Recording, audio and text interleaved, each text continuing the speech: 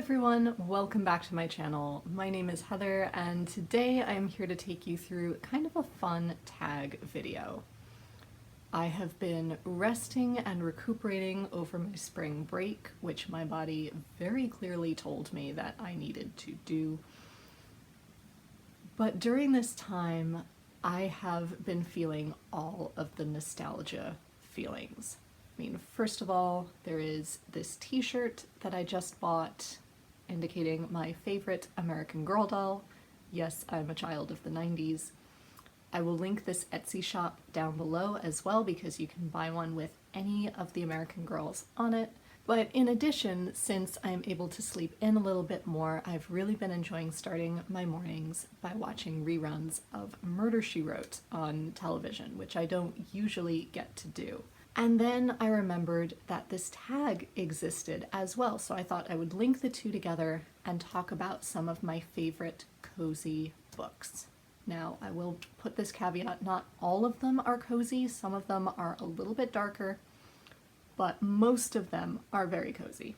And I think we can get away with both, you know?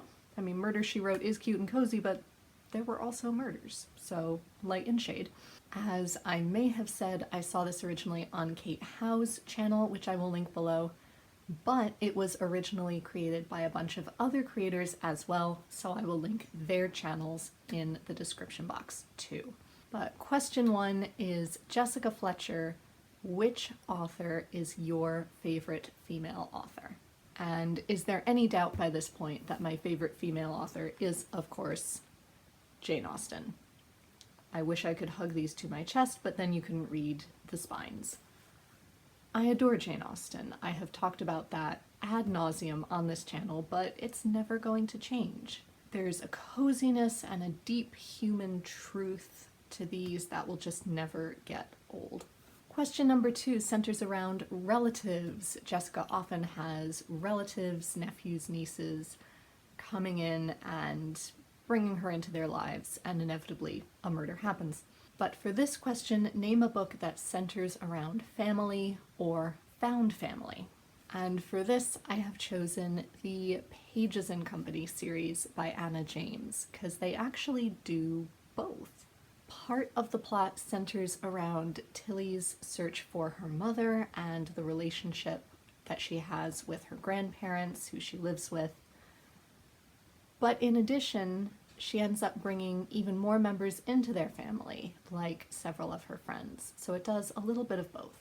And they are just the sweetest, coziest, bookish adventures. I truly love this series.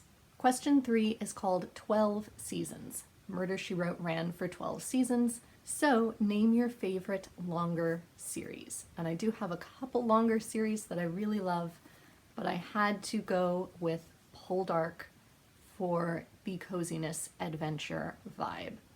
If you happen to be unfamiliar with this series, which I doubt anyone is at this point, this series is about Ross Poldark, who returns from fighting for the British in the American Revolution to find that his father has died, the estate is in disarray, and the woman he was in love with is going to marry his cousin because they all thought that he was dead.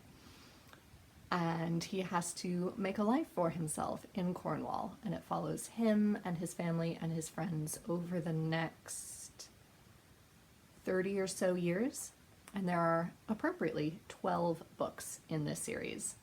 I love them. I loved the first 4 seasons of the television series. I adore them. Question number 4 is, Seth Hazlett, which fictional character would be your best friend? This feels very cliche to me, but I actually don't know how much I've talked about it here. I would hope that, for example, Anne Shirley would be my best friend because I definitely felt a kindred spirit with her as I was growing up. In addition, given my nostalgic t-shirt, I would also hope that Molly McIntyre would have been my best friend in my younger days. As indeed she was. If you need proof as to why I love Molly so much, there we are together as twins at age 8. Question 5 is, Amos Tupper, the good guy. Name a book with a genuinely nice character. And for this, I've gone with two. My memory may be a bit faulty, but I feel like the main characters of most Eva Ibbotson books, but especially A Countess Below Stairs and The Reluctant Heiress, or The Magic Flutes, as it's sometimes called, are truly that. These are young women who will do anything for their families and for the people they love. And yeah, they're just genuinely pretty selfless, but not in a sickening sort of way, I find. Question 6 is Michael Hagerty. Name a morally gray character, as Michael Hagerty is. And for this, I went with Les Liaisons Dangereuses by Pierre Chaudelot de Laclos. And I would go so far as to say that the two main characters here aren't just morally gray, they are amoral, which is one of the reasons why I love 18th century literature, because they weren't afraid to confront completely amoral characters like these or Don Giovanni. If you have watched the latest television series, which I have not, or if you've just been intrigued to read this book, I would definitely encourage it. It's an epistolary novel that tells the story of the Vicomte de Valois and Madame Merteuil, the Marquis de Merteuil, who are former lovers, but they're always playing hard to get with each other. And so the Marquis challenges the Vicomte to try and seduce this extremely pious widow and make her genuinely fall in love with him. And if he manages that, then she will consent to be lovers with him again. And things take many twists and turns. You ask yourself what could possibly go wrong? Thousands of things, and they do. But it is fascinating to watch them unfold. Question 7 is named after Mort Metzger. Name a book about a character who moves to a new town. And for this I have not only someone moving to a new town, but to an entirely new country. And that is Small Island by Andrea Levy. I've been thinking more and more about this one recently, and you may find out how that came to be in my next book haul.